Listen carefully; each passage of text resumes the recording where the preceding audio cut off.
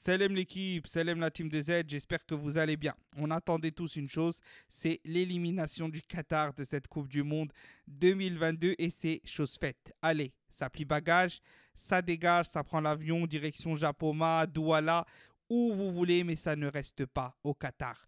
Au final, c'est 8 participations en Coupe du Monde, 7 fois éliminé en phase de poule.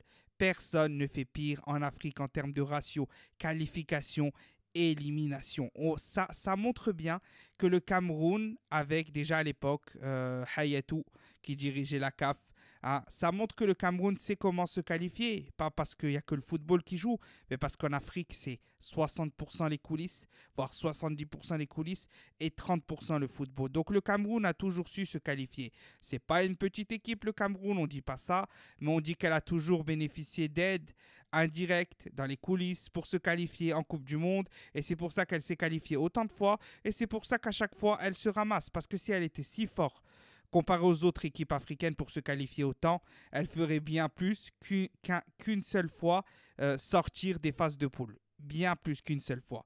C'est aussi l'équipe qui est sur le plus de matchs consécutifs non gagnés, 9 matchs consécutifs, 8 matchs consécutifs avec des défaites. Donc c'est vraiment un ratio catastrophique. Le Cameroun n'est pas une équipe de Coupe du Monde, c'est un fait avéré, c'est un fait statistique. À chaque fois qu'elle va en Coupe du Monde, elle se plante et elle se replante.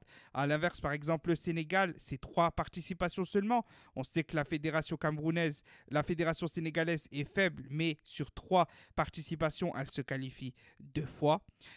On sait que, par exemple, l'Algérie, sur 4 participations, elle se qualifie une fois, donc 2 fois plus de participation pour le Cameroun, mais au final, une seule fois sortie des phases de poule. Ceux qui vont dire, oui, mais nous, on est en quart de finale. Mais quart de finale, c'est juste un match de plus. Hein. C'est pas genre un parcours de fou comparé à huitième. C'est un seul match de plus gagné, tout simplement.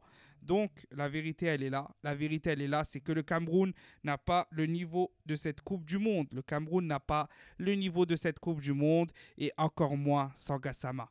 Parce que déjà, elle n'a pas en temps normal. Alors si elle n'a pas l'aide de Gassama, il n'y a aucune chance. Parce que dernièrement, c'est ça qui l'a emmené au Qatar. On le sait tous, on en est convaincus. Et c'est un juste prix de retourner à la maison avec au final rien. Une victoire contre le Brésil, contre l'équipe C du Brésil. Bon, bah, si vous voulez prendre cette victoire contre l'équipe C du Brésil, ça peut vous faire du bien. Si vous voulez prendre un match nul contre la Serbie, qui au final perd aussi contre la Suisse, contre le Brésil, donc qui est troisième du groupe, même je crois qui est dernier du groupe, pardon, bah, vous pouvez, il n'y a pas de problème. Mais la réalité, c'est que ça ne va pas plus loin que ça. Ça ne va pas plus loin que ça n'est pas flamboyant. Il y a eu des choses correctes, mais ça reste limité. On le sent que ça reste limité et si le Brésil aurait affiché les A, vous n'auriez eu aucune chance. Clairement, vous le savez, on le sait, tout le monde le sait, donc bon, ça s'arrête là. Bye bye le Cameroun, Tahia l'Algérie.